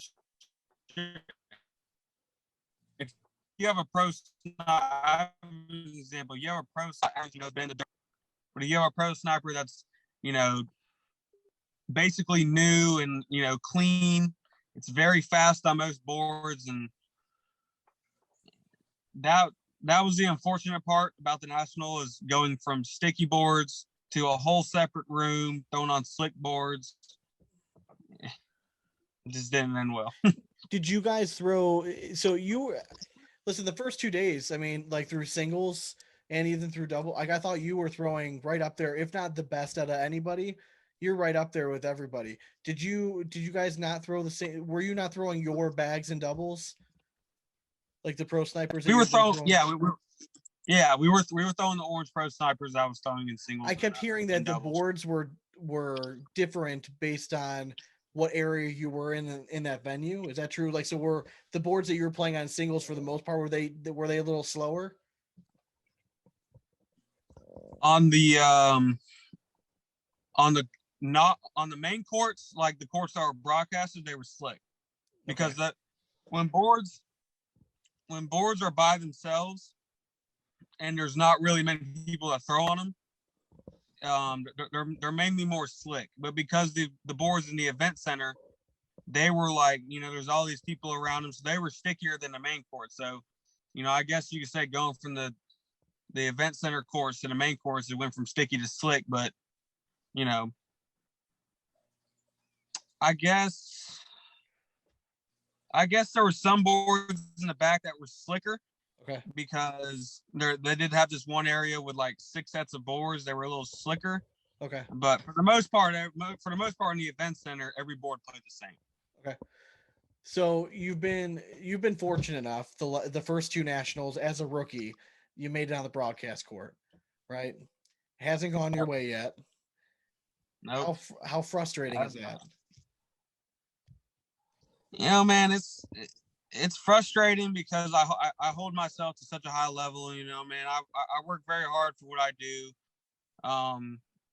I don't treat myself like a rookie. I don't treat myself with pity, like, oh, you did good, it's okay. You know, you did your best, good job. You know, I don't think of it like that. I think of it as wins and losses, and, you know, in the end, I'm not getting the job done. I mean, you know, most people in my position might say, "Oh, you're number 2 in the world in singles. You're number 2 in the world in doubles." But, in the end, I'm not number one. So there's still improvement to do, and I just got to keep working and, figure out my flaws and learn how to adapt better when I get on the main court. Now, would you be satisfied if at the end of the year, you and Trey never won a championship, but still finished as the top doubles team? I mean, it's a tough question. If we're number one, we won a national or the world championships between now and then. I'm just saying, like there's the potential that consistency now can make you the top dog. Well, I mean, if Matt and Jamie do the same thing and they make every broadcast and we never win on the broadcast, we can't be number one. So can I ask you a question? Can we put on your honesty hat for a second? If Matt and Jamie throw like that every national, is anyone beating them? I think me and Trey can beat them if we're both on. Okay. Why haven't you guys been on the broadcast the first two nationals? Like, what's going on? Is it bag choice, just board conditions? You just happen to both pick the wrong time to play bag? Well, I don't really like to make excuses. In the end, you put the bag down the middle and it goes in the hole. No matter how fast the boards are, no matter what bag you're throwing, you put the bag in the hole or down the middle and it goes in. I mean, that's just the bottom line. I feel like with me, I try not to make excuses. I just have to be better about controlling my nerves on the main court, and that's just the bottom line. I get it. That's it's tough, man. Yeah, we've heard it 1,000 times, man. Like, so let's take a step back. So you qualify you find out you're an ACL pro. Trey Burchfield needs a partner, right? And like there were some rumblings about who his partner was going to be, and we find out it's Alex Rawls. Walk us through that process. Who reached out to who? Like, how did this partnership or this lucky bag marriage work? So there was talks before the World Championships about because I was already affiliated with Lucky Bags Cornhole from Mike. He watched me beat Jamie at one of the opens, and he reached out to me. He talking to me about some stuff, and he knew I was a great player, but unfortunate events. Derek King is an incredible player, man. He just had some personal problems last year that he had to deal with, and he's coming back from that. So him and Trey didn't have the year they had before, which I think they would have if he would have continued on his journey. But the stars aligned. Trey Burchfield needed a partner, and I was just a regular.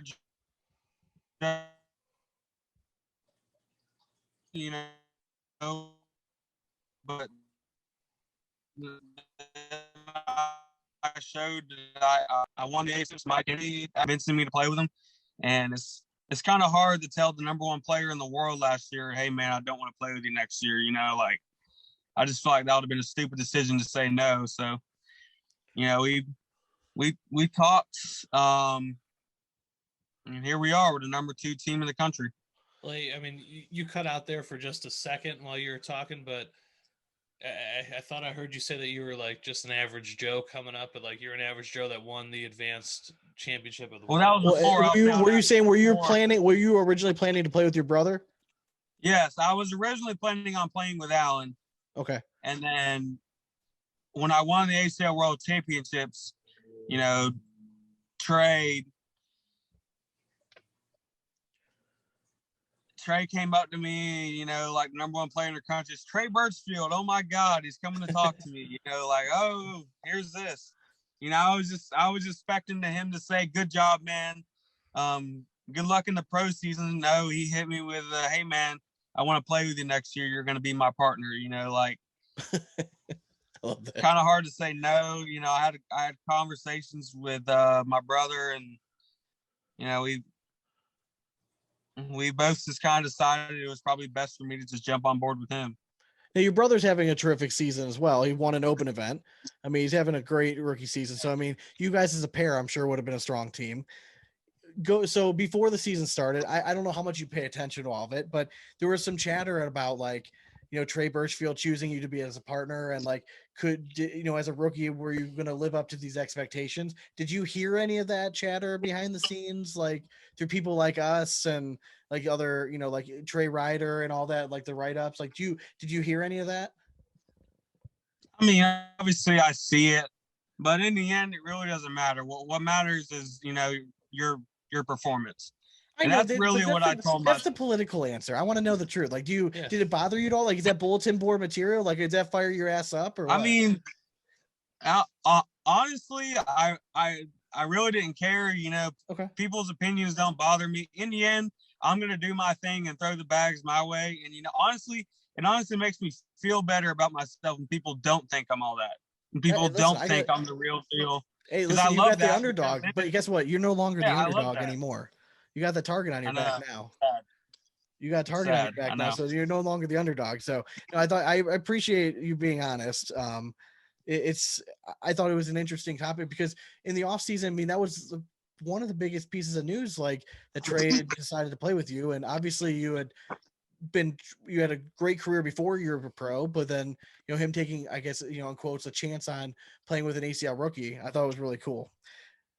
Let me ask you, the one thing I noticed a little bit that Dane and I were actually talking before we had anybody else on was before you got on the broadcast court, you have like that little step through, like when you're releasing, and then in the finals, it looked like you stopped doing that. Was that just because of board conditions? You blacked out for a second, so I'm guessing you're talking about my follow step through. Correct. Yeah. Yes. Okay. I was doing a follow step through when the boards were sticky to add momentum to my bag. Okay. Yeah. But because the main court was so fast, I stopped. And that was one of the things again, I'm not a person that makes excuses. In the end, put the bag down the middle and it goes in the hole. But I did have to stop doing that because the boards were so fast that I just couldn't follow that step through because I felt like my bag was going to go off the back every time, so I had to stop doing it. That was really the only reason I did that. I figured that was going to be asked about, but yeah, just the speed of the boards. Okay. Michelle, do you have a question? Yeah, I do. Thank you. No, it was all part of that. So I've watched a few videos of you throwing, and you're throwing surefire bags too. So it was like stickier conditions, and where you had a few bags in front of the hole, and you had to push, and got them all in, did a roll shot. Like there's a bunch of different bags like that. But I noticed that you have that step through, and that you have a harder and low hard bag, really. So right. Is that one of the things that you do to take it off or to do the block, and that kind of thing? And what else do you do to take it off and do a block? Because I'm personally a medium and slow bag thrower. Don't like the fast bags. So it'd be good to know, and for other throwers out there, like what do you do to take that juice off of the bag and still, keep your line and be able to block and things like that? I mean, sometimes when I'm throwing a faster bag and I want to put a blocker, I'll put a little wobble to my bag. Like I won't keep it as flat. I feel like that has something to do with it, just a little bit. I think it stops the momentum of the bag. But like you saw in the past national, in the singles and doubles we threw pro snipers, but in singles I switched to surefires, which I'm kind of regretting now, obviously, but I switched to surefires because I felt like that would have gave me the best chance to win before the game. Obviously, now that's like, okay, no, that was a terrible decision. But I think throwing a slick bag, keep it a block. Continue what you're saying. But getting under that championship court where it's a faster board, the surefire is probably the best decision in that case because that's more of your game. But not now thinking about it, that probably wasn't the best case. Well, so going to Creek Killer, right? So do you wish that you would have just gone a bag for bag game with him? I wish I would have thrown pro snipers. Creek Killer is one of them players. He's a great player, man, obviously. Yeah. He's one of them. He works hard. I heard he practices a lot. He's kind of like me. He works on his game. He understands. He understands his bags and how to work them, and that's what makes him a great player. He knows how to turn a BG into, that roll perfect bag, that blocker slot bag for bag. And I'm pretty sure you're about to ask me what would I have done differently. What I would have done differently is throwing pro snipers, because the boards were fast, but honestly, I wasn't going to beat him blocking. It just wasn't going to happen. You know, he was a robot on his rolls and cut shots. And so I feel like the only way I could have stopped him was just put every bag I had in the hole and hope he got a kick on his BGs, which, you know, maybe would have did something, maybe wouldn't have did anything. You know, it was just his day that day. So it's really all would have changed, just throwing a faster bag. I like that. Yeah, I'm happy you said it that way. Like, it was just his day, because honestly, like, I mean, that's honestly what it just came down to. He was just elect. I mean, he was hitting every shot. So it's hard to beat. There's a stat that he threw 30 out of 31 rollbacks in a row on me. How do you beat that? Like, there was nothing, and throwing surefires, there was nothing I could really do, because that's a stickier bag. It likes to hang up on the hole sometimes. You know, you throw good blocks with them, but, you know, throwing blocks on someone that's hitting a roll every single time you throw a block ain't really doing anything. And that's just what it came down to. It gets a little frustrating. I mean, it's got to be. Yeah, a little bit. So Jake Brandon, he wanted to know what goes through your head mentally when you're warming up on the broadcast court. Like, what are you thinking about? Are you thinking about like how big the moment is? Are you really just trying to focus on your game, like, and trying to block out the crowd and everything? What's going through your head? For me, man, you know, it's my rookie season. You know, this is only my second time ever be on ESPN. You know, I'm just trying to black out the crowd. You know, focus on my shot, fundamentals of the game, man.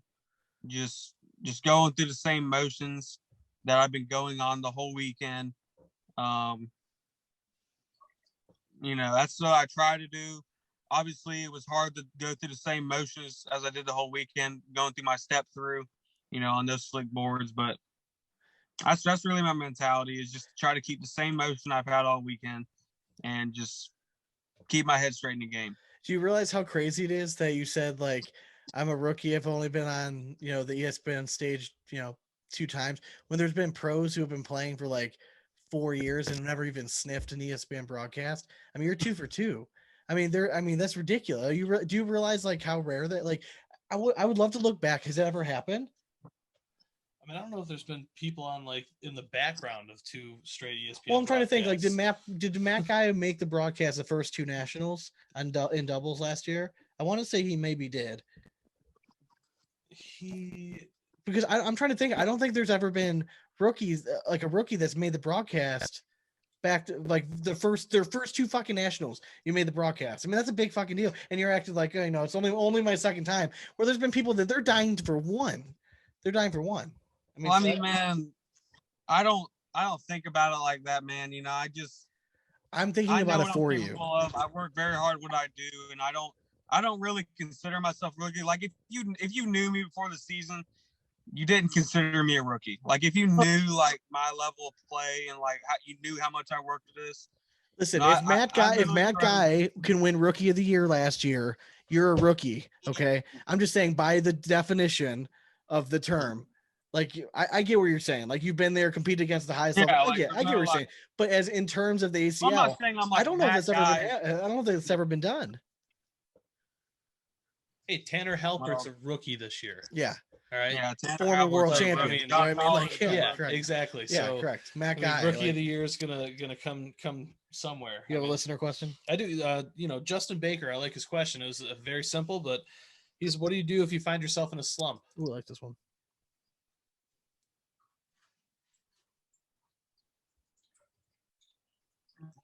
Do we lose him? The first though. Hello? You're good. You're good. Sorry. Just it paused just for a second. You're good. Good. All right. Slumps, man. You know, I've been in slumps that lasted a month. I've been in slumps that lasted a day. I've been in slumps that lasted a week. You know, it happens to every player. Mainly it's just practice. That's the main part of this game, is practice. When I hit a slump, I increase my hours in practicing. And I also, you know, obviously, you know, like, there's some players in the sport that have families and they can't really like play weekly tournaments. What I'll do is I'll build my confidence and I'll go to like as many weekly tournaments throughout the week, or, just if you're in a slump, just go to as many weekly tournaments as you can, just to throw with people, if you're a pro or a high level advanced player, just throw with people that look up to you, just build your confidence up. It also helps you build your throw because you're throwing against people not necessarily not bad at cornhole, but like not as good as you. So, you can build your self-esteem that way and just up your practice hours. So one of the questions, Aaron Friend, he said he likes hearing about the pros' practice routines. Do you have a set practice routine, or is it just I go to as many like blind draw and open tournaments as I can? Okay, so when I first started in 2016 to 2018, I played this game basically for fun. Like all I played was like maybe conferences, weekly tournaments, regionals. I didn't go to anything huge. In 2019, I decided to start traveling to some, and this is when nationals were just pro doubles. There was no pro singles. Okay. So just like you go there and play advanced doubles, advanced singles with everybody. And I started traveling to all of those, and practicing with all of them, man. Actually, I just lost my train of thought. Can you repeat the question? Yeah. So what's your practice routine like? Like, do you have like dedicated time, like where you're just one-on-one and you're practicing? And if so, what's your routine? Or do you just go to like these blind draw and open events? Okay. So in 2019, I started taking it more serious. I started traveling to bigger tournaments. And what I do is I would throw a blocker. I would throw 2 air mails over the blocker and I'd push. Okay. A blocker, 2 air mails, push. And I do that every day, at least an hour a day, every single day, at least 5 times out of the 7 days out of the week. Block, air mail, push. At least 7 days, at least 5 out of 7 days a week. But when you start getting to the level where, those kind of shots kind of seem easier, like now when I practice, I throw for at least 3 hours a day and I just throw. All I do is throw, and I just play situational. If my first back happens to be a blocker, I practice air mails. My first back happens to go in, I'm practicing just going in the hole. Okay. That's really my practice routine now, is the situational practice. I don't anymore. That block, air mail, or push is just for like beginners. When you're first starting out, if you want to, get like to like the high level, advanced pro level at the game. Also, I think it matters as many hours you practice. Most people that go outside for 20 minutes, 10 minutes, 30 minutes, that just won't do it. In all honesty, if you want to get this game, you have to throw for at least an hour to 2 hours a day. And that's just the bottom line. Because, that in this day and age of cornhole, you got people throwing above an 11 PPR is not even trying. And that's just the way it is. Sean, just means that we're never going to be pros. Apparently not. I'm the one. That's just the way it is. Okay, so where are you at in life? Like, how old are you, first of all? I'm 18. Are you a senior in high school, or where are you at? Senior in high school. Jesus Christ. Okay, anyways, so this is why this question now makes sense. Brian Schurmeister wants to know, with your playing partner being from Ohio, is that going to play in a role of like in a decision like where you're going to go to college if you plan on going? I was not planning on going to college just yet. Obviously I'm doing pretty good in cornhole, so I'm just going to see what this road takes me. I think I really do believe in the next couple of years, and probably even now, if you can get the right deals, you can make this a living. Oh, yeah. What I mean by a living is you can make 6 figures off this game, man. I like how, okay, so I mean, Michelle, you gotta find that a little funny, right? Like, he's in high school and hearing making a living at 6 figures. Listen, making a living could be like 50, 60,000. You know what I mean? Like, you know what I mean? Like, so it's just funny, like hearing like different perspectives and people in different areas of your life. But I think that's awesome, man. Like, you only get one chance at life. You know what I mean? You don't know what next year's going to happen, what's going to happen. So while you're at the hot hand, I can't blame you, man. Like, listen, shoot your shot, go big or go home is the way I look at it. Do it if you get a chance. Just do it when you can. Michelle, if you were, let's look back at us, right? Like, so we're a little bit older than the rest of them. If you could go back and you were awesome at cornhole and you knew college was always there, wouldn't you shoot your shot and just go for it? And then knowing that like there's always an alternative. Yeah. Mm-hmm. Absolutely. And I was getting to a point where I could have gone to California to play beach volleyball. Yeah. Take the chance. And so, always go ahead and take that chance. And, if you're doing well and you have a hot hand, go and do it, but always have a plan. Like you're going to need college in the future, or, you don't need college. Like other people do other things. You can become if I can offer you any advice, get a manager, man. Get early on that. Get a manager that you trust.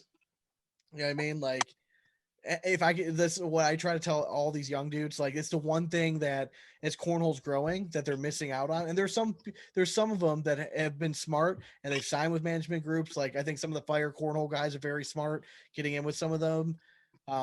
It's an opportunity, like just someone to help you kind of navigate your way through like this area that's kind of brand new to so many of us. You know what I mean? Like I think it's really, really smart, but hats off to you, man. I'm excited to see where this goes. Cause I think within 3 years with how fast the sport's going, there's going to be a good portion of the pros that are going to be able to do this full time and travel and make some good money. In 2016, the payout was $50,000 for the whole year. Now we're in 6 years later and it's $1 million. Here's the thing though. Yep. I think a cap though. No, here's the thing. I think we need to stop. Exponentially. We need to stop thinking of this game as making a living and payouts, right? Like you're on top of the world right now. No, I'm not talking payouts. What are you talking about then? I'm talking about sponsorships. Well, yeah, that's what I'm saying. 2016, what was the number? It was $50,000 they paid out for the full year. And I'm saying now it's $1 million in payouts for the full season. Yeah, and like that's what I'm saying. I'm talking about like don't worry about like the winning amount. I'm talking about the athletes in this game are gonna go if you can make yourself marketable to companies like outside of cornhole. You know what I mean? Like go get I don't know what kind of shoes you wear, but go get a big fucking sponsors from like Hey Dude. You know what I mean? Something like that. Like some of the big that's when this game is gonna fucking explode, is when we get out of this mindset. It's like, oh, the ACL is $1 million payout. Awesome. That for you, that might actually matter. For 90% of the pros that aren't even touching the money, doesn't fucking matter. So if you can hone your skills on making yourself marketable, you're not very active on social media, right? I mean, you're still a young dude. I think not really. which blows my mind. I mean, you're a young dude, man. This is your wheelhouse. Like I'm old and I've been on social media. Like you got to get active on this. You got to make yourself marketable. You know what I mean? Like if you can make yourself marketable, you're going to just be pouring in the money because people are going to see you on ESPN and everything. They'll be like, hey, look at this good looking kid from Florida. You know, he's a really good cornhole. I keep seeing him pop up on ESPN. Oh, maybe he's marketable. Let me go find out about something. This is my dad moment. Yes. Okay. I always the young guys trying like to give you his pitch, to help you, but he's not wrong, man. We've seen guys. I mean, Jimmy Jonas in our area. I mean, the kid he's electric on social media and he has a huge following. I mean, he walks into a tournament and everyone knows his name. And yeah, I mean, he gets a lot of sponsorship money just from selling shit for him. I mean, it's how it goes. Let's get away from the heavy stuff. I'm done lecturing you now. Okay, let's go. I have a good listener question. Yeah, let's go to some of the fun ones. Go ahead. Alan. Yeah. Chris Reyes. Yeah, I love it. He asked, now that you tried gladiator bags, have you tried the gladiator glove?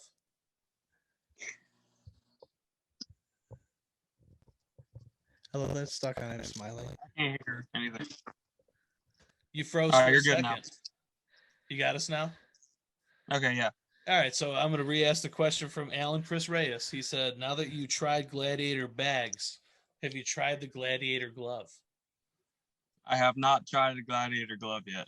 Okay. No love for the glove. ACL Pro Josh Thielen wants to know, what is your meal of choice before a big day of cornhole? I do not eat. I do not eat till the tournament's over. Nope. Okay, so let's say after. What's the thing that you crave in after a tournament then? Whatever's at the venue. Whatever's. You're not picky. If I wake up and my stomach's feeling fine, I'm not eating anything. I'm not risking it. I'm just gonna go throw. And as soon as the tournament's over, whatever's at the venue, I'm just gonna go kill it. Love it. That's just my mentality. I think perhaps my favorite question was actually, it's kind of like a multiple part question. Aaron Washa wants to know, if you have to construct the perfect cornhole player, who are you going to take for the following attributes? Okay. Who do you think throws the prettiest bag in cornhole? Derek King. All right. What about the best cut roll shot? I mean, obviously, I'm going to say Creek Killer right now. Slide or the slide shot? Slide shot?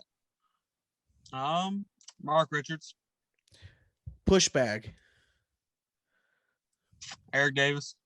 I'm not going to pick myself at any of these. Airmail? Jimmy McGuffin. And who has the most swag / clutch factor? Corey Gilbert. Ooh, I love that answer. That's a good one. Light skin. There we go. Let's Give him a go. shout out. Let's go. And I love the fact that we asked a Josh Thielen question about the food, because I actually gave him a little shit about the Traeger grill. Yeah. So Yeah. what's up? Josh, Corey? you better invite Corey over for some dinner again, because that man got slighted. You gotta ask Ernest's question. All right, you're back. All right, You're back. so, last listener question. Go ahead, shoot it out. We're gonna end it off on a bang. Oh, maybe. We'll see. Maybe we'll see. I don't know. Sean might have another one. I But do. Ernest Monarca, he wants to know, what would be your intro song that would play out loud while you walked up to the boards? I love this question. All right, a Tiger. Ooh, all right. Dude, classic. I like the classic I stuff. dig it. Michelle, what would be your walk-up song? Ooh, putting her on the spot. Champion. Oh, okay. But what's her name? You're talking about Carrie Underwood. Thank you. Yeah. Mhm. What's up? I mean, ours change every time that we answer. I this still say the question. Boondock Saints theme song is what I want. That's always a classic. I want that rolling up. I mean, I don't know. For me, like maybe like some CCR or something. I don't know. So weird. Like I don't know. I could let it rip. A little Creedence Clearwater Revival. I don't know. Maybe some ELO. I don't know. You're so Like weird. I'll be all over the map on that. Poor one. Alex sitting here. He's like, who the fuck I know. are He's these like, who people? the fuck is he talking about? Yeah. It's all right. I mean, I'm only 32, but I love me some classic rock. So Jeff Smith wants to know if you could make one rule change or make a suggestion to the ACL, what would it be? Ooh, hold on now. That's a good one. It is a good one. I love this question. Repeat that question. Make a rule change? If you could make one rule change or a suggestion, all right, to the ACL, what would it be? My suggestion to the ACL would be to have the main court, like the ESPN broadcast court, in the same room at every national we play in the World Championships. So don't go to like a different level. Just stay in the same room. That'd be the only rule or change I would make. And and for the most part, they do that. Yeah. Just for this past national, they did change it a little bit. I feel like we should all answer this question. Michelle, what's your answer to this one? No stepping over the friggin' line. Oh, and you're. I just. I'm sorry. If you throw the bag before you throw it. 7 feet, 30 feet without running down and doing a Happy Gilmore down the runway. You got 3 seconds to get back into the behind the front of the board. And if you do that, do you think they're going to change it this year? Who, me? Either one of you. Yeah. I have a feeling they might change that rule this year. The rule is that when you release the bag, if your foot goes past the line, you have 3 seconds to get behind the board, and I feel like that's fair. If you throw the bag, I know what the rule says this it. year. I'm letting you know. I think it's going to change for next year. You think they're going to go with it? I think that they're going to go hard, like just don't cross the line. If you want to step after you release, just move back 3 feet. You know what I mean? Like just move back. Good. It could. Yeah, get your momentum that way. So one of the five. Sean, I want to know your answer. I don't know. I thought about this a lot. I don't mind the whole step over rule because I actually tend to do that when I shoot an airmail. Yeah. I follow through in a step. Do you have one while I'm thinking? I have a 2-part rule change, but it's dramatic. It is very dramatic. Wow. First off, I would go put the boards at 13.5 feet. And second, 13.5 feet. Second, it would be full contact. Full contact. All right, so depending on who I'm playing against, I will agree with that. I think that's actually a sports Sean and I'm pretty sure we could dominate. Could do decent. I mean, I'm not going against. I'm not going against Stevens, Eli Stevens. Yeah, maybe he would become my partner quickly. Yeah, we could just be a big team. I don't know, rule change or something. I would. I like mine. I think it could actually catch on. You ever I play mean, Battle that's Pong? where I mean, that's where it's listen. at. I don't know about you. I'm kind of liked how the rule was before, where you couldn't get coaching. Like, I don't like the whole coaching thing that they're allowing now. That like you can have your buddy standing at the other end of the board and kind of filling you in on that. I liked it before where like there was no outside influence at all, and they changed it this year. So if I had to make one rule, I would actually kind of go back to how it was before. But I came in with the fun rule, and you just like I did. That's kind of how it goes. Again. So our last question is gonna be Steve Ferris wants to know: do you have any pregame routines or lucky charms that you have with you for like every game?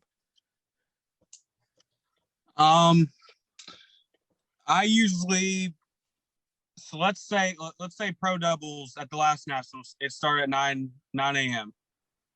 I'm an early riser. I'm still in high school. I'm used to getting up early. I usually wake up around 6 a.m. I'll go down to the venue. I'll throw for an hour. I'll go back up to the venue to my room and I'll chill, do whatever, take a shower, whatever I need to do. And then I'll go back down 30 minutes before the event starts. And I'll throw for like 15, 20 minutes. And then when the 10 minutes before the event starts hits, I'll stop throwing until my first game. That's always been my thing that I've always done, just to keep my body ready. Okay, that's cool. All right, let me for these long venues. I mean, you're still a young dude. Like, is fatigue a factor at all for you? Kind of. It just depends who I'm playing against. Like, if I have 3 45-minute long games, like for instance against Jamie Graham at the last national, in the winners final game, they said that match was an hour and 18 minutes long. Yeah, I didn't feel that way. Honestly, when I was playing it, I felt the same at the beginning of the game as I felt at the end of the game. So I know that match didn't go your way. That might have been one of the best matches I've ever watched. And yeah, absolutely. It was great. It was seriously. I think the thing about it might have been the most entertaining match I've ever watched.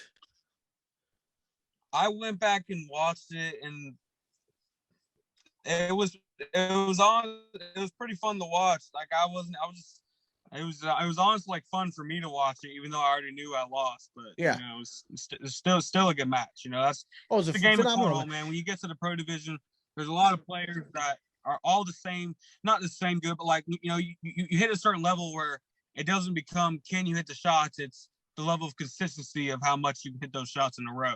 Oh yeah, and that's what it came down in that particular game. He hit the shots more than I did, and I couldn't finish the game. It worked out for you in the end, though. Did. Yeah, you took him out for two scoops later, so it all worked out. Yep. Well, Alex, we're gonna let everyone else at home go, but thank you for joining us tonight. We'll have you hang on with us just for a minute. If you're listening to this, we greatly appreciate you guys taking the time out of your busy schedules and listening. If you would join us, check out our Patreon page. It's www.patreon.com/BigAsp Cornhole. We greatly appreciate any support. Shout out to our newest Patreon member, Mr. John Clark. John Clark, the big old tall drink of water from Maine. Thank you very much. But Alex, again, thank you very much. Michelle, thank you very much for taking time out of your night. I thought it was great. Loved having you guys.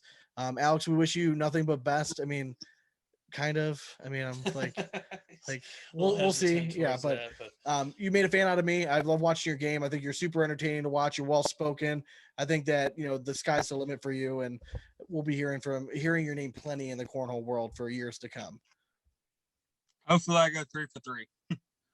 Listen, I hope so. Just real quick, you got any shout outs? Yeah.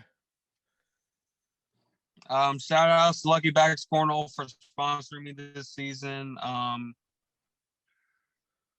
Shout out to my parents for believing in me. Shout out to my brother for getting me into cornhole in the beginnings.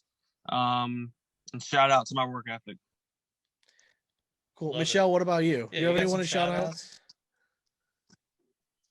Me, shout out to you guys. And, Oh, thanks. I guess, yeah. So my husband, my of course. Shout out for having me on.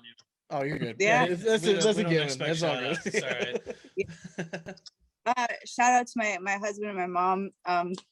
Like they've been behind me and like, you know, my whole comeback after my my knee replacements. And the North Georgia Cornhole Association, who I play with, so everybody there, they've been great. They've been supportive, and looking forward to a good comeback here. Oh, Dude, I'm here, excited. so- I can't wait till you get your ass up here again. I know I'll see you soon.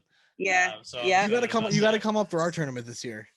Oh hell yeah, When's your Alex, get I your don't ass know, up for we're our working on it, tournament. but we'll work on it. We're gonna have a bigger cash payout It's again this year. So. it's a What large is it? cash payout for not a lot of people. Yeah, so so- we Trey won it last year. If I we get did an like invite, $5,000. you know where to Trey won find me. $5,000 last year. Yeah, something like that. But we're looking to double it up Yeah, this year. so So we're gonna make it a lot bigger. Try what? All right. Yeah. Yeah, Trey Birch? took it home. Yeah, Burchfield won it. All right. Well, thank you all for Oh, well, listening. I've already done stuff. We're good. We're good. All right. Well, as always, we hope you throw it straight. And it's done the before baggers from here on out. Cornhole it. Later.